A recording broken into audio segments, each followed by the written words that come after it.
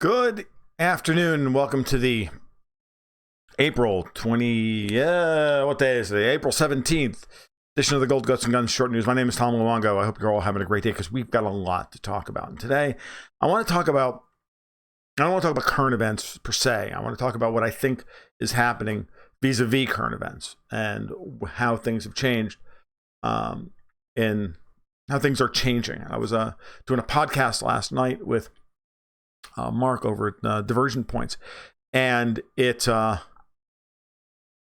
came up in conversation. We were talking about Notre Dame, and we were talking about Brexit and a whole bunch of other things, and it just was stuck in my mind. And I was on with another friend of mine later, and it all just kind of made me feel the same way over and over again. That there's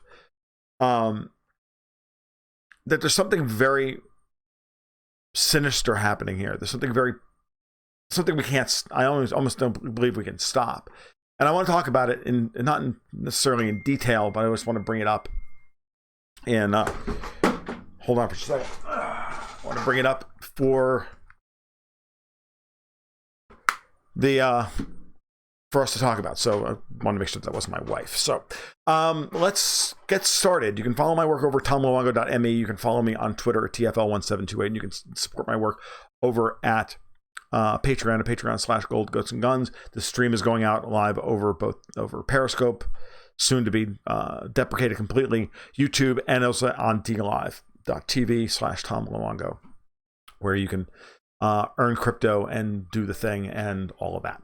We can earn crypto. We can donate to. You can donate to the stream. You can donate to other people while you earn just by watching and listening and everything else. It's a way to get around YouTube censors, and it's a way to empower different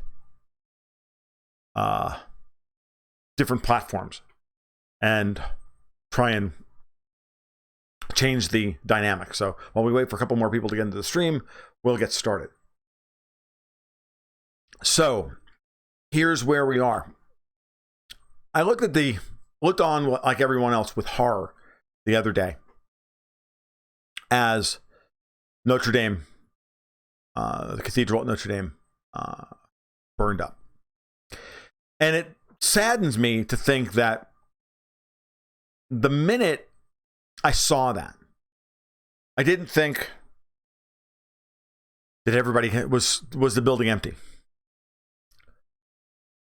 Oh my God, this is a monumental piece of history that's going up in flames. Can they put the flame out? Can they do anything?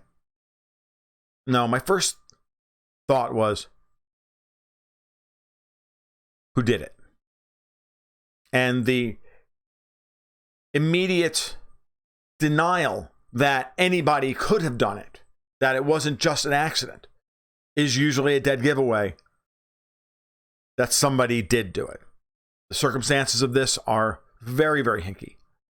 But I'm not here to talk about what I think in terms of conspiracy on this. That's because that's not important. It's not even germane to my discussion for the day. It is interesting, and it is something we should remain skeptical of any official narrative that we get with this. We still don't have an official narrative, for example, 2 years later about what happened in Las Vegas when people started shooting out of hotel windows at a crowd at a concert. The worst terrorist act on U.S. soil, and we still don't know what happened, other than 9/11, of course. But a singular event of just monumental proportions. So, and then I read this, and I kind of just didn't think about it yesterday. I was doing some other writing and kind of put it out of my head until I got down to sitting down chatting with some people last night. Again, did a podcast last night with one guy, did a late night stream with my friend Halsey English. We brought these things up. And we were both horrified by the fact that we live in this world, this hyper-politicized world, where all we can think of is the political consequences. Who benefits? Who did it? Who benefits? Why would they do something like this? Yada, yada, yada. And not, oh my God, this building is over 850 years old. It's an incredible piece of our history. And our history is littered with good, bad, indifferent. You know, it's like that great line from Army of Darkness. Good, bad, I'm the guy with the gun. You know, at the end of the day, I'm neither, you know, Ash is neither a hero nor a villain. Humans throughout history, some are villains, some are heroes. Some just stand by and watch the traffic splash by. But history is important. The good parts of history and the bad, especially the bad. As a matter of fact, the bad parts of history are the bad moments in history are the ones we should celebrate. Not celebrate, but we should remember the strongest. The push in the United States to tear down all the statues of Confederate officers in the South hits home to me. I live in the South. I live in Florida. It's not because I'm sympathetic, well, though somewhat I am, I was to the South's cause, that I am an apologist for slavery. No. These men wanted freedom. They wanted their sovereignty. And, you know, we have to understand all of history to understand its context. So Notre Dame exists as this monumental piece, a monumental repository of human history, art, culture, of the memories, of all of the time spent in it. And it's unbelievable. I'm no longer Catholic. I was raised Catholic. I was no longer Catholic. I went to visit St. Patrick's Cathedral in New York City as a teenager. I think the last time I went to St. Pat's, I think I went there with my wife in New York City. This woman who would have become my wife. We weren't married at the time. We're home for Christmas break. And I remember being stunned by it. And at the time, I was hostile to the Catholic Church. I was hostile to its history. I had learned all the bad parts of Catholic history, along with growing up within a Catholic household. And I'm just like, but it's everything. And so is Notre Dame. So I watched Paul Joseph Watson's video yesterday defending himself from BuzzFeed, and to see people cheering. Doesn't matter whether they were Islamic or Jews or white guilt-ridden liberals from Essex or New York City or whatever. Doesn't matter. You don't cheer something like that. If you cheer something like that, you have no soul. And so it's emblematic, regardless of whether it was arson or not. It's emblematic of where we're headed as a people, where we're headed as a history, as a culture. The people would actually cheer this. It's horrifying. In the worst way imaginable, it's horrifying. It doesn't matter whether you subscribe to the religion or not. It doesn't matter. It matters that it's absolutely a part of it's a meaningful object and a meaningful place for billions of people on this planet, or hundreds of millions of people on this planet, and has been for billions of people for the last 850 years. And regardless of your relationship with Catholicism, do you not share a relationship in some way with your shared history as a human being and what we are capable of creating and what we're capable of preserving? Because if we don't understand our history, the cliche goes, we're doomed to repeat it. And it scares me now, especially in this time, and I rail about this all the time, and I'm going to bring up the dreaded word, and it's going to annoy a lot of people, and I don't care, because that's who I am. Marxism seeks to divorce you from your history in order to make you into a new Soviet man. It doesn't matter what version of Marxism you think you're advocating today. Doesn't matter whether you're a Bernie bro or a Corbynite or any of these people. At the end of the day, this is what Marxism does to people. It's what collectivism ultimately does to people. Create cultural amnesia. Great phrase, thank you very much. And divorce people from their history. It's disgusting. But it's necessary to bring about a better world, apparently. because apparently we're so fallen and disgusting and vile that we need to have our identities torn away from us, our gender torn away from us, our culture torn away from us, our community torn away from us, our sense of individuality and sense of self torn away from us. Because that's what happens if you're so dehumanized that you would cheer the burning of Notre Dame.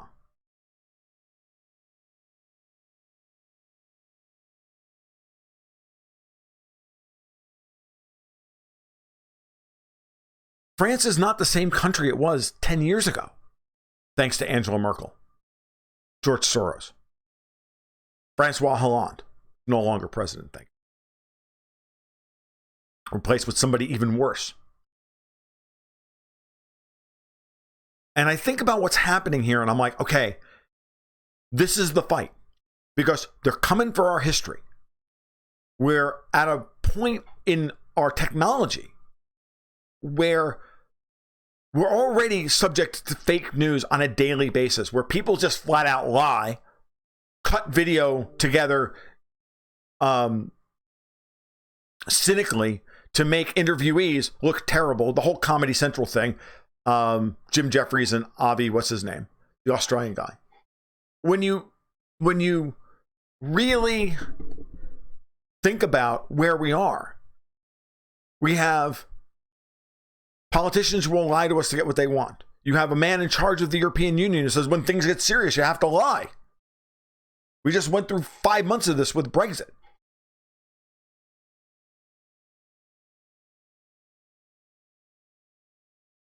The lies are enormous. They're to the point now where it's just, let's lie about everything all the time. Everybody's lying. Most of the information that we get on the internet today is really difficult to even parse as to whether it's true or not. And we're reaching the point with technology where if you want to spoof someone and create a video record of them doing things that they didn't do, we're practically at that point between CGI, voice approximation software, and the voice simulation software and the rest of it. They just create a digital version of you robbing a bank or, raping a child. And you're done.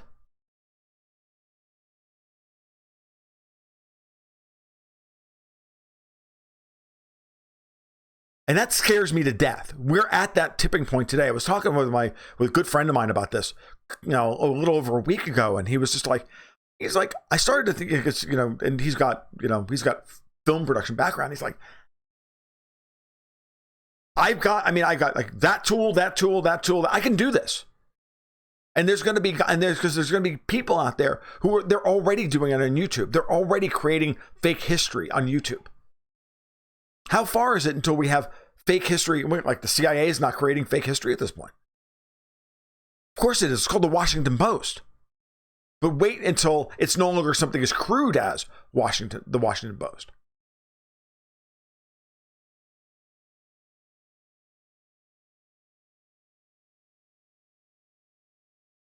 So,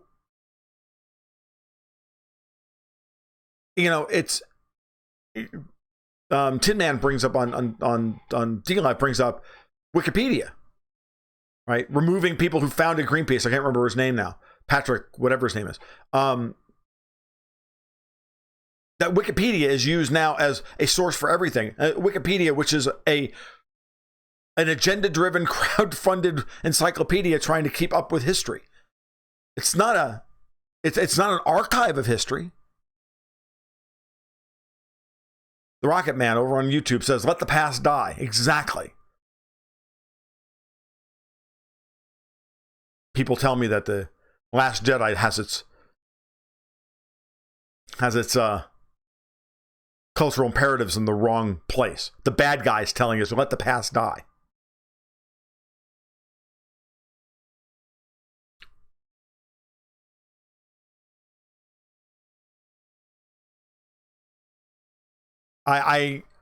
You've got to realize just how crazy this is and where it's going to go. The Soviets already tried this. The Cambodia, Vietnam, China, they've already tried all this and never works. And they're going to do it here in the West again. And they're doing it now, here. Now words have become violence. Now we can't talk about subjects that make people uncomfortable. And that they feel they have a right to punch you in the mouth for saying something they disagree with.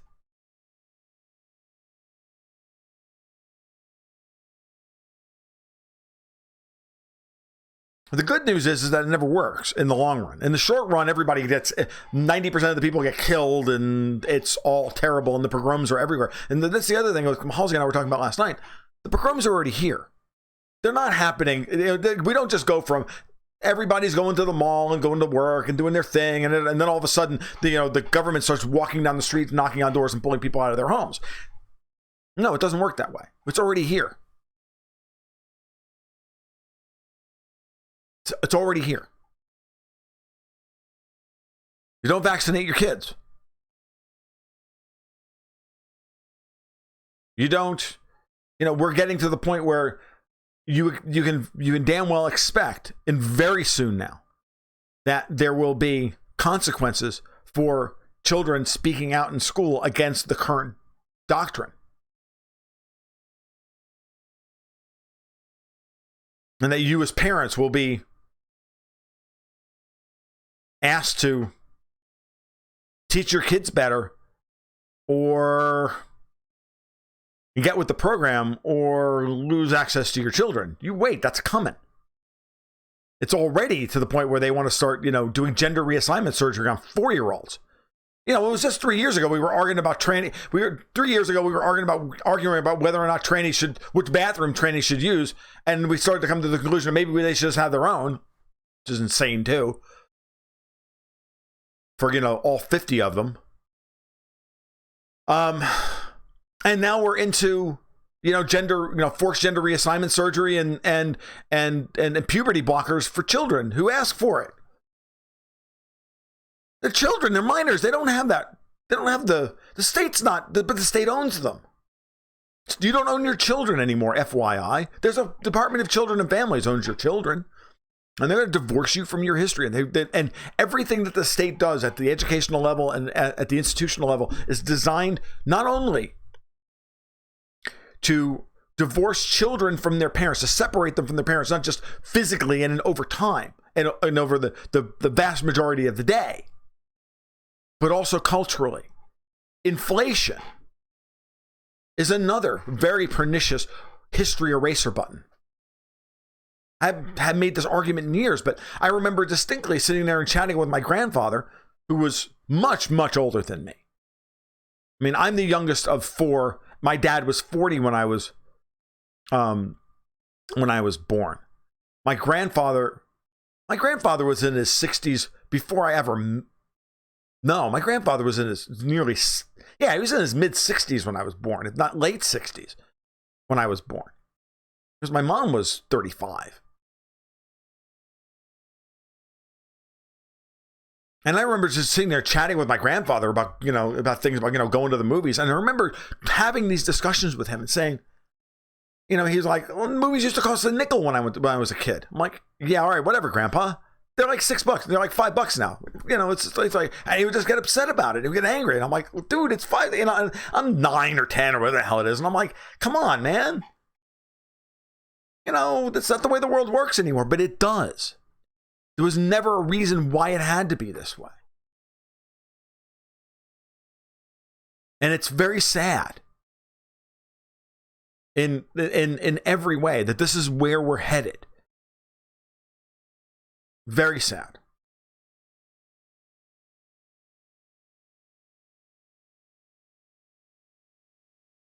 I don't want to get to that point. Stoyanovich says over on D-Live says, Tom, it's called survival of the fittest. I understand. I've lived in a communist country. People function under the radar and even under the bureaucrats. I understand that. We do it here to a lesser degree here in the United States. We all flaunt the bureaucracy here and there. We all do it. And it's fine. And I understand that people are amazing. Stoyanovich, don't take any of this rant to mean that I lost faith in people, because I haven't.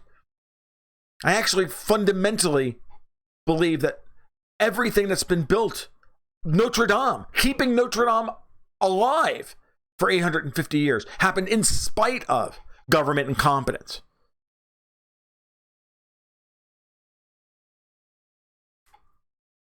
I find it really funny. When I was looking at my Twitter feed this morning, or the news feeds this morning, and I saw that over $1 billion has already been donated to rebuild Notre Dame.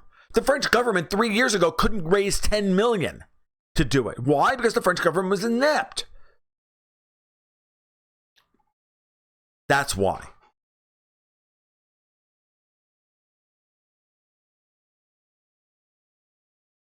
El Vaquero says, I'm voting for Cthulhu in 2020. Never vote the lesser evil. I had that t-shirt in college, by the way. I've been saying that for a long, long time. I know that people find a way to function and be happy, but here's the thing.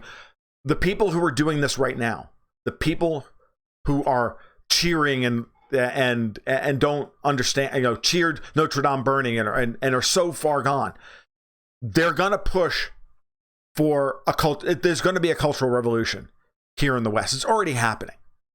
And we're not going to be able to avoid it because they're too far gone.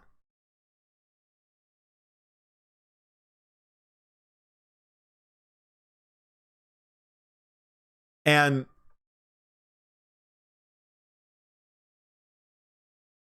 we're going to sink to the worst levels of depravity before this is all over.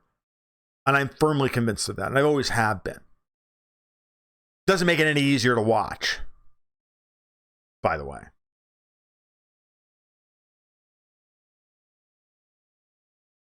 Oh, Tin Man, you're a ray of sunshine. I believe that socialism under computers is potentially much worse than when it required people to do the monitoring. Yeah, I know.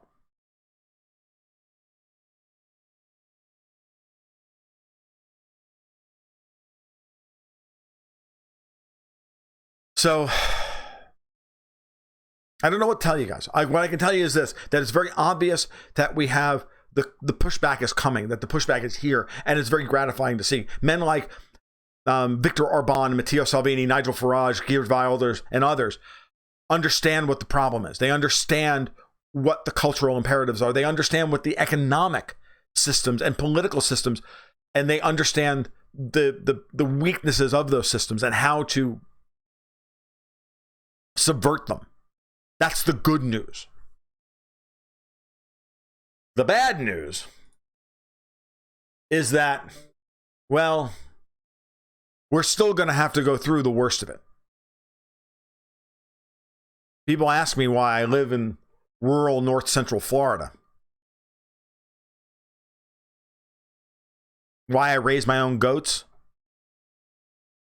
Why I work hard to maintain a network of people who provide things that I'm not any good at. Yeah, there's a reason for all of that.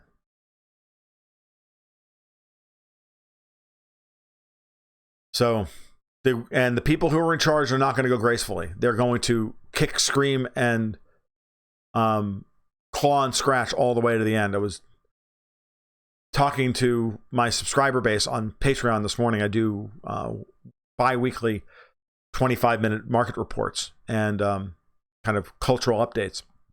I was talking about Nancy Pelosi, and whenever I do this, I'm talking over a PowerPoint, and then recording the PowerPoint. So there's always a picture and some bullet points, and the picture this morning is of Pelosi, and I'm like, I had to start my commentary. So I'm not looking at the screen because she just makes me want to vomit. But Pelosi is very obviously someone who doesn't understand that her power is ephemeral. Just like George Soros' power is ephemeral. They can't take it with them, but they're going to try. And it's sad. And New African Kemet woman says, our Black history was erased, in all capital letters. You're absolutely right. I'm not weeping for just anyone's history. I'm weeping for what happens with everybody. This is what humanity does on a regular basis. And because it happened to you doesn't mean it should happen to someone else.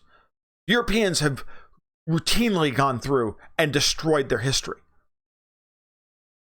It doesn't mean that we should be happy about it. And it's not something, and it's not a lesson that we're going to learn not to do, or not to fall into, the traps that we're not going to fall into if we destroy the stories and the shared species level history of what works and what doesn't. That's why Marxism is so dangerous. It seeks to destroy us from our history, and our history and the stories of our history are the collective wisdom of all the humans who have ever fucking lived on this planet, distilled into the most important nuggets and kernels of truth.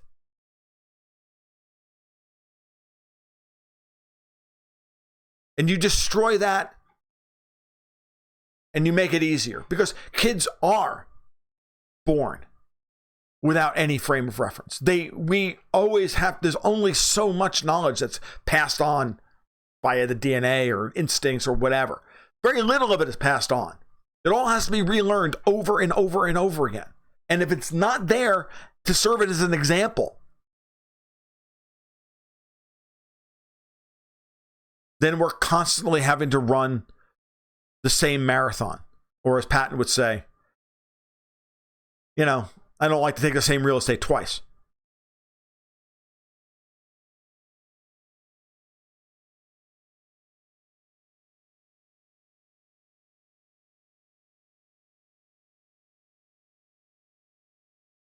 If you talk about heritage in the United States, it's a racist dog whistle. Everything's a dog whistle at this point. Hi, how are you? That's a dog whistle. You didn't use hello, or you used the term you and not some other thing. I mean, we're at the point now where we're putting people in jail for misgendering people in places that don't have freedom of speech.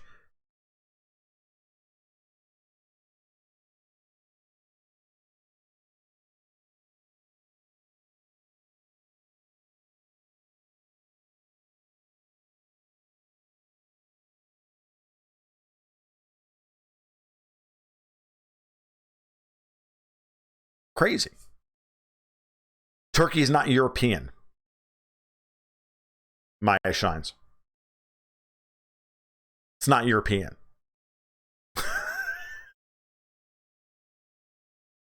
My gender is A10 Warthog. All right, well, that's what I had mostly to say today. If anybody has anything else they'd like to add, please leave it in the comments while I wind this up. It's been 27 minutes. It's about as long as I like to go during the day. We do this every Monday night at 8 p.m. We do it again Friday nights at 8:30. More often than not, we do so via... more often than not, we do so at those times, and then during the week we do it, and we do it via YouTube and DLive. I get trolled. Yeah, of course I'm going to get trolls every once in a while, WDM. So, you know, it happens. It is what it is. It's a good thing. A couple of trolls here or there. A couple of people with dissenting points of view. Let's not call them trolls. Let's call them dissenting points of view. It's a good thing. We don't all have to agree all the time. So, thank you all for showing up. Again, Monday nights at 8, Friday nights at 8:30. We do this for about an hour and 15 minutes. If you please... really do me the favor of following me on DLive. I'd like to get to 200 people. It will I will at that point become a verified contributor. It's a platform that will reward you for spending time doing the things that you already do in the first place. And you'll get a small pittance of donations of coins that you can then choose to donate to me or to somebody else. I told Lee Stranahan this morning about it on when I was on with Fault Lines. It's, you know, it is a way to ensure that we all can continue to do this in a systemic and sustainable manner, and not give Google its 30%, because I'm not going to monetize my YouTube channel. There's no point. No video I will produce will ever get monetized normally. And I don't want anybody's I don't want Google getting 30% of your donations. So DLive will give them all to me. or at least all to the creators. I'll get 90% of them, the other 91%, and the other 9% go into a shared pool for all the other creators on DLive. As opposed to Google to then use it to enslave us. And here's the other thing. And if DLive winds up not being the platform, someone else, if it's successful, someone else will come up with a better one. So let's do that. If we're done and we're tired, you can just send money to me directly if you want. The links are down below. You can either sign up to my Patreon, where you can get the Gold Goats and Guns newsletter every month, or you can donate via PayPal. I'm not proud. There are donation links on my blog as well over tomluongo.me, and there are crypto donation links on my DLive description as well. You guys have a great afternoon. You be well. I've got stuff to do. I've got games to play tonight. I'm done for the day. You guys take care. Keep your stick on the ice.